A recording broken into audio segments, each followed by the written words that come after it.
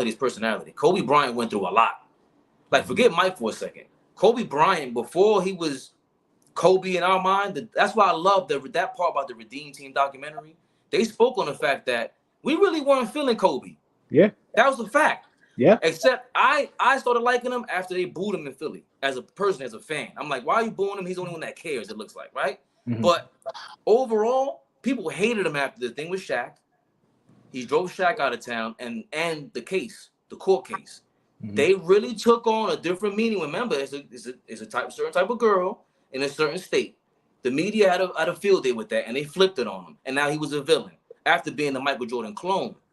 So he went through all that. You talk about pressure. Kobe dealt with that kind of pressure, but that personality is different. Bring on whatever you got for me. His personality is confrontational. Bronze is not. So again, that's why I never point to rings and stuff like that. Because again, you're not in control of who's around you. Like with Luka and Kyrie, it's true. That team isn't built to win. It's just not.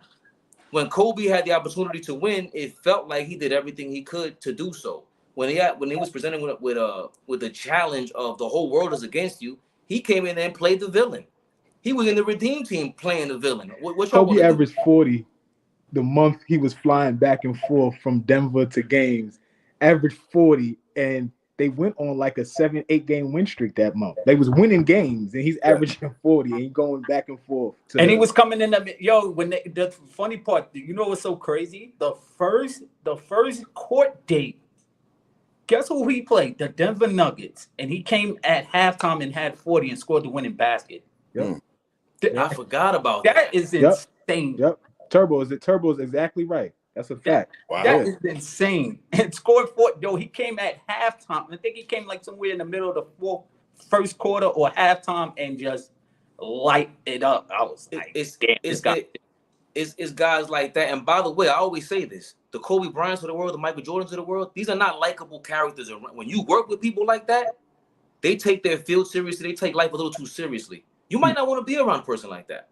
No. Mike was a little more laid back. He wanted to gamble, play cards, but Kobe wasn't like, his personality wasn't that type. He was a lone wolf, it seemed like. Later on, he developed leadership skills and everything, but it's a different kind of personality. Shaq and LeBron, these guys are gentle giants, man. Yeah. Shaq deals with the publicity, the celebrity a little bit differently. I think he enjoys it.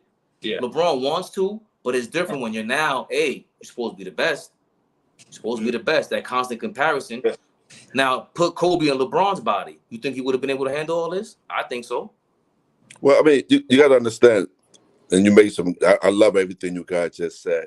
When Kobe came out of high school, right out of high school, he wasn't getting a whole lot of burn. He was shooting air balls. Couldn't adjust to the system as of yet.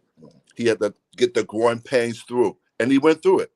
That taught him a whole lot that he has to work a little harder. These guys are better than what he actually think. These guys are better. And with LeBron came right through high school, went to the pros, but he kept it going. He didn't lose nothing. He kept it going. He was consistent. I'm not comparing the three, to believe me, because everybody got their opinion about all three of them, who's 1, 2, and 3. Doesn't make a difference to me. Jordan came out. He had to play hard because he got cut in his high school. He had to fight through all of that. That was personal for him. So all these guys got personal rings they're just chasing. And these guys, you have to realize, all these superstars have a chip on their shoulder. Every last one of them. That's why they're there. You only get there because you have a chip on your shoulder and you stand to the next team or person, you got to knock this off.